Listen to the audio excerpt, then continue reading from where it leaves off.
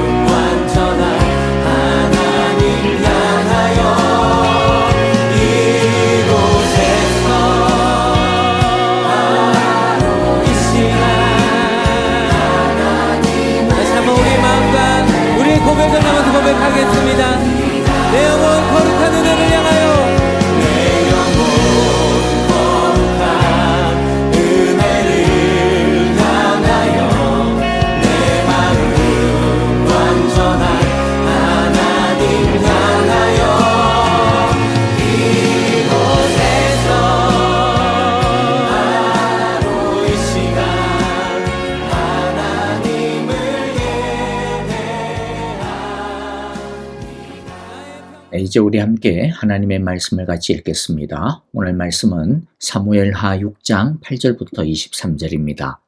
우리 영상을 통하여서 한 절씩 교독하겠습니다. 8절 읽겠습니다. 여호와께서 우사를 치심으로 다윗이 분하여 그곳을 베레스 우사라 부르니 그 이름이 오늘까지 이르니라. 다윗이 그날에 여호와를 두려워하여 이르되 여호와의 궤가 어찌 내게로 오리요? 하고 다윗이 여호와의 궤를 옮겨 다윗성 자기에게로 메어가기를 즐겨하지 아니하고 가드 사람 오벳에돔의 집으로 메어간지라. 여호와의 궤가 가드 사람 오벳에돔의 집에 석 달을 있었는데 여호와께서 오벳에돔과 그의 온 집에 복을 주시니라. 어떤 사람이 다윗 왕에게 아뢰어 이르되 여호와께서 하나님의 궤로 말미암아 오베데돔의 집과 그의 모든 소유에 복을 주셨다 한지라. 다윗이 가서 하나님의 궤를 기쁨으로 메고 오벳에돔의 집에서 다윗성으로 올라갈새 여호와의 궤를 맨 사람들이 6걸음을 가매 다윗이 소와 살찐 송아지로 제사를 드리고 다윗이 여호와 앞에서 힘을 다하여 춤을 추는데 그때 다윗이 배 에봇을 입었더라. 다윗과 온 이스라엘 족속이 즐거이 환호하며 나팔을 불고 여호와의 궤를 메어오니라. 여호와의 궤가 다윗성으로 들어올 때 사울의 딸 미갈이 창으로 내다보다가 다윗 왕이 여호와 앞에서 뛰놀며 춤추는 것을 보고 심중에 그를 업신여기니라. 여호와의 궤를 메고 들어가서 다윗이 그것을 위하여 친 장막 가운데 그 준비한 자리에 그것을 두매 다윗이 번제와 화목제를 여호와 앞에 드리니라. 다윗이 번제와 화목제 드리기를 마치고 만군의 여호와의 이름으로 백성에게 축복하고 모든 백성 곧 온 이스라엘 무리에게 남녀를 막론하고 떡 1개와 고기 1조각과 건포도 떡 1덩이씩 나누어 주매 모든 백성이 각기 집으로 돌아가니라. 다윗이 자기의 가족에게 축복하러 돌아오매 사울의 딸 미갈이 나와서 다윗을 맞으며 이르되 이스라엘 왕이 오늘 어떻게 영화로우신지 방탕한 자가 염치 없이 자기의 몸을 드러내는 것처럼 오늘 그의 신복의 계집종의 눈앞에서 몸을 드러내셨도다. 이는 여호와 앞에 산 것이니라. 그가 내 아버지와 그의 온 집을 버리시고 나를 택하사 나를 여호와의 백성 이스라엘의 주권자로 삼으셨으니 내가 여호와 앞에서 뛰놀리라.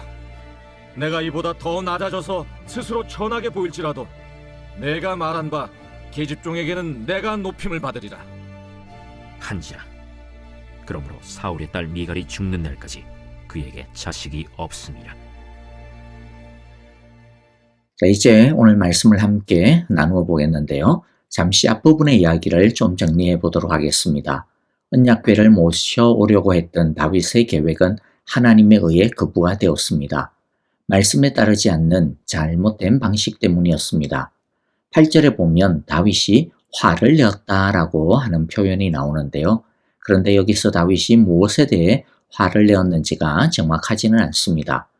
그런데 다윗이 하나님에 대해 화를 내었다고 보기에는 아무래도 다윗이 이때까지 해왔던 여러 가지 다윗의 평상시의 신앙을 보면 납득하기가 어려워 보입니다. 그렇기 때문에 이것은 다윗이 하나님에 대해 화를 낸 것이 아니고 재앙이 일어나게 된 것, 일이 이렇게 벌어지고 만 것, 이러한 난감한 상황에 대해 화를 낸 것이라고 보는 것이 더 타당할 것 같습니다. 그래서 이렇게 번역되는 것이 더 낫지 않나 싶습니다. 주님께서 그렇게 급격히 우사를 벌하셨으므로 다윗은 그 일에 대해 비탄에 빠졌다. 자, 그래서 이런 상황 속에서 다윗은 하나님께서 언약궤를 옮기는 것을 싫어하시는 것이 아닌가 하고 두려워했던 것 같습니다. 9절에 보면 좀 무서워했다 그런 표현들이 나오죠. 그래서 다윗은 언약궤를 예루살렘으로 가져가는 것을 포기하고 오벳에돔의 집으로 실어가게 합니다. 언약궤는 오벳에돔의 집에서 3개월을 있게 되는데요. 그런데 하나님은 이 언약궤를 모신 오벳에돔의 집을 축복합니다. 이것은 하나님이 다윗이나 이스라엘을 싫어해서가 아니라 그래서 치시려고 하는 것이 아니라고 하는 것을 보여주는 증거가 됩니다. 하나님은 당신을 온 마음을 다해 정성껏 섬기고 사랑하는 자를 후대하시고 축복하신다라고 하는 것을 분명하게 보여주고 계신 것입니다. 이 소식을 들은 다윗은 용기를 냅니다. 그러면서 동시에 왜 저번에는 하나님께서 거부하시고 화를 내셨는지에 대해 고민하고 또 자신을 돌아보았던 것 같습니다. 그리고 그는 자신이 무엇을 잘못했는지에 대해 정확하게 진단을 내리게 되었고 그래서 언약궤를 모셔오기 위해 어떻게 해야 되는지에 대해 바른 지식을 가질 수가 있게 되었습니다. 동일한 장면을 기록하고 있는 역대상 15장을 보면 오늘 본문에는 나오지 아니하는 그때의 이 다윗의 어떤 마음, 다윗의 이해에 대해서 이렇게 기록하고 있는 것을 볼 수가 있는데요. 역대상 15장 2절 이렇게 말하였다. 레위 사람 말고는 아무도 하나님의 궤를 메어서는 안 된다. 주님께서 그들을 선택하여 그들이 하나님의 궤를 메고 영원히 하나님을 섬기게 하셨기 때문이다. 그러면서 또다시 이어서 계속 강조하고 있는 것을 보게 됩니다. 12절에 그들에게 말하였다. 여러분은 레위 가문의 족장들입니다. 여러분 자신과 여러분의 친족들을 성결하게 하고 또 주 이스라엘의 하나님의 궤를 내가 마련한 장소로 옮기십시오. 지난번에는 여러분이 매지 않았으므로 주 우리 하나님께서 우리를 지셨습니다. 우리가 그분께 규례대로 하지 않아서 그렇게 된 것입니다. 자, 그러니까 정확하게 지금 다윗이 무엇이 잘못되었는지, 그래서 어떻게 해야 되는지에 대해 바르게 이해하고 있는 것을 우리가 보게 되는 거죠. 그리고 이들은 다윗의 말대로 모세에게 명령한 하나님의 말씀대로 언약궤를 옮겼다라고 그렇게 기록을 하고 있습니다.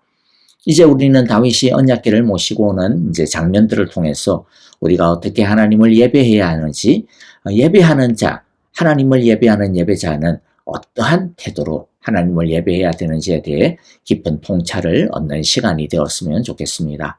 12절에 보면 다윗은 기쁜 마음으로 언약궤를 모시러 갔다라고 합니다. 그리고 언약궤를 모시고 올 때 다윗은 자신의 그 기쁨을 여과 없이 가감없이 나타내는 것을 보게 되어지죠. 다윗만 그런 것이 아니었습니다. 여기에 참석하는 다른 백성들도 15절에 보니까 기쁨을 다하여 환호성을 올리는 것을 보게 되어집니다. 두 번째 언약궤를 모시고 오는 이 장면의 가장 중요한 감정은 하나님에 대한 기쁨입니다. 여러분은 예배를 드릴 때 어떤 마음으로 예배를 드릴 때가 많습니까? 어떤 분은 우리가 하나님을 예배하는데 거룩함과 경건함을 가지고 엄숙하게 예배를 드려야 하는 것 아닙니까? 라고 반문할 수가 있습니다. 예, 그것도 맞습니다. 하늘에 계신 하나님 앞에 나아갈 때 우리는 거룩함과 경건함을 가지고 나아가야 합니다. 그런데 거룩함과 경건함을 가지고 예배한다고 해가지고 그게 꼭 조용함이나 엄숙함이어야 한다라고 하는 것은 아니라는 거죠. 자, 그런데 또 오해하지 마시기를 바랍니다. 제가 조용하게 예배드리는 것, 엄숙하게 또 정숙하게 예배드리는 것은 잘못된 거다. 그런 말씀을 드리려고 하는 건 절대로 아닙니다. 조용함이나 엄숙함, 정숙함은 그냥 하나의 분위기일 뿐입니다. 조용함이나 엄숙함, 정숙함이 거룩기나 경건에 유일하거나 주된 분위기는 아니라는 것입니다. 오히려 요한계시록에 보면 천상에서 드려지는 거룩한 예배의 장면들이 많이 등장을 합니다. 그런데 그 거룩한 예배의 분위기가 어떻습니까? 요한계시록 19장 6절 7절에 보니까 또 나는 큰 무리의 음성과 같기도 하고 큰 물소리와 같기도 하고 우렁찬 청둥 소리와 같기도 한 소리를 들었습니다. 할렐루야, 주 우리 하나님 전능하신 분께서 왕권을 잡으셨다. 기뻐하고 즐거워하며 하나님께 영광을 돌리자. 어린 양의 혼인날이 이르렀다. 그의 신부는 단장을 꺼냈다. 어떻게 예배해요? 거룩한 예배를 기뻐하고 즐거워하며 큰 소리를 가지고. 여러분, 예배가 무엇입니까? 하나님을 바라보는 것이죠. 하나님을 높이는 것입니다. 하나님을 의지하는 것입니다. 하나님께 맡기는 것입니다. 하나님께 피하고 하나님을 기억하는 것입니다. 그래서 하나님이 중심이 되는 것입니다. 그런데 그 하나님이 어떤 분이십니까? 나를 축복하십니다. 나를 사랑하시는 분이십니다. 그렇기 때문에 하나님을 사랑하면, 하나님을 바라보면 기뻐할 수밖에 없는 것이죠. 나 같은 죄인을 사랑해 주시는데, 나 같은 자를 아들이라고 해 주시는데 그 사랑에 어떻게 감격하지 않을 수 있겠습니까? 그래서 우리의 죄에 대해 애통하고 비탄해하고 부끄러워하는 그때에도 우리는 부끄러움과 슬픔과 하나님에 대한 미안함의 눈물과 함께 어떻게 합니까? 기뻐하게 됩니다. 감사하게 됩니다. 하나님을 바라보면, 십자가를 바라보면, 그래서 절대로 비통함에 빠져 있을 수가 없어요. 왜냐하면 주님이 나를 위해 죽으셨고 주님이 나를 위해 모든 것을 다 갚아주셨기 때문입니다. 못남에도 불구하고 죄인임에도 불구하고 나를 사랑해 주시고 있기 때문입니다. 그럼에도 불구하고 잠잠히 나를 사랑하시며 기뻐해 주시기 때문입니다. 여러분, 우리가 사랑에 빠지면 표정을 감출 수가 없잖아요. 자신도 모르게 웃음이 실실 배어나오지 않습니까? 그것처럼 주님의 사랑을 알고 그 사랑을 느끼게 되고 그 사랑에 빠지게 되면 기뻐하지 않을 수 없게 되는 것입니다. 그러므로 걸쾅과 경건함은 엄숙함과 무거움보다는 오히려 기쁨과 감격과 감사가 더 클 수밖에 없다라고 생각이 되어집니다.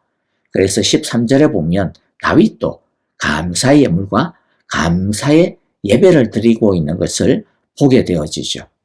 그러므로 바라기는 하나님을 예배할 때 다윗처럼 기쁨과 감격과 감사를 가지고 예배드리는 우리 모두 참 예배자들이 다 될 수 있기를 간절히 바랍니다.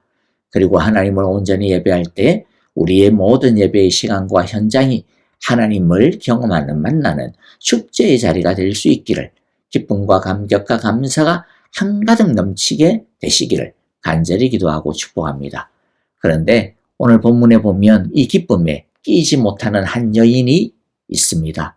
그녀는 바로 다윗의 아내인 미갈이었습니다. 16절에 보면 그녀가 얼마나 하나님을 예배하는 자리에서 멀리 떨어져 있는지를 보여주고 있습니다. 그녀는 예배하는 한가운데 있지 않았습니다. 왕궁의 자기 방 안에 있었습니다. 이 모습은 하나님 앞에 나가지 않고 자신의 영역, 자기가 소중하게 여기는 그 영역, 자신을 높여준다라고 믿는 자신의 그 울타리 속에 갇혀 살고 있는 미갈의 모습을 보여주고 있습니다. 예배란 나의 울타리를 깨트리고 나와야 합니다. 나의 울타리를 떠나 하나님 앞에 나와 엎드리는 것이 예배입니다. 자신의 틀과 울타리 안에 있는 한 하나님을 제대로 예배할 수도 경험할 수도 없기 때문입니다. 그리고 그녀는 구경꾼이었습니다. 창밖에서 예배하는 광경을 구경만 하고 있었습니다. 그리고 다윗이 춤추는 것을 보고 자신의 기준을 가지고 평가나 하고 있었습니다. 그래서 여러분, 우리는 예배를 본다라고 하지 말아야 합니다. 예배를 우리는 드린다라고 그렇게 말하는 것이 옳습니다. 내가 예배자의 주체가 되어 예배 한가운데 내가 참여해야 합니다. 그래서 어떻게 하면 우리가 예배 주체자가 되어 예배 한가운데 참석할 수 있을까요? 아주 작은 태도이지만은 찬양할 때는 큰 목소리로 찬양해야 됩니다.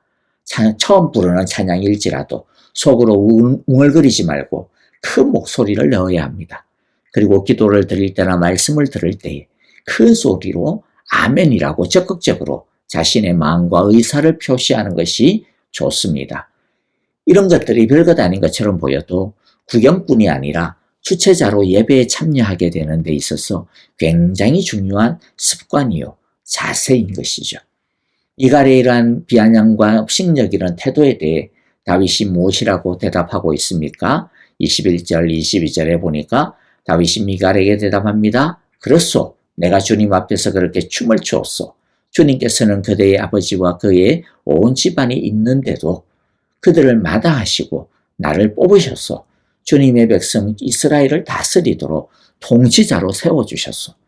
그러니 나는 주님을 찬양할 수밖에 없소. 나는 언제나 주님 앞에서 기뻐하며 뛸 것이요. 내가 스스로를 돌아보아도 천한 사람처럼 보이지만 주님을 찬양하는 일 때문이라면 이보다 더 낮아지고 싶소. 그래도 그대가 말한 그 여자들은 나를 더욱더 존경할 것이요. 이제 오늘 이 21절, 22절의 이 말씀 속에서 우리가 다윗의 자세 4가지만 좀 정리하고 마치도록 하려고 합니다. 다윗이 강조하는 첫 번째 말은 무엇입니까? 주님 앞에서 라고 하는 말입니다. 예배를 드릴 때 사람을 의식해서는 안 됩니다. 우리는 언제나 주님 앞에서 주님만 바라보아야 합니다. 둘째는 찬양할 수밖에 없다, 그렇게 말하고 있죠. 이것은 의지적인 결단을 말하죠. 어떤 상황에서도 나는 찬양하고야 말겠다. 어떤 상황 속에서도 나는 하나님을 경배할 것이다. 예배할 것이다. 라고 하는 결단입니다. 사랑은 헌신입니다. 예배는 헌신입니다. 힘들고 낙심될 때 오히려 더 하나님을 찾고야 말겠다라고 하고 하는 헌신하는 우리 모두가 다 될 수 있기를 간절히 바랍니다. 셋째는 주님을 예배하는 일이라면 나는 더 낮아질 것이다. 그렇게 다윗이 말하고 있습니다. 어떠한 희생과 대가를 치르더라도 예배를 포기하지 않겠다. 하나님 중심, 예배 중심으로 살겠다라고 다윗이 고백하고 있는 것이죠. 저와 여러분들도 주님을 예배하는 일이라면 어떤 것을 희생했더라도 나는 주님 앞에 있겠다. 나는 더 낮아지겠다라고 고백하는 우리 되기를 바랍니다. 마지막 넷째는 무엇입니까? 하나님을 예배하는데 전부를 거는 자를 하나님이 높여주신다라고 하는 이 믿음입니다. 아무쪼록 우리의 모든 예배가 기쁨의 축제가 되기를 간절히 바라고 기도합니다.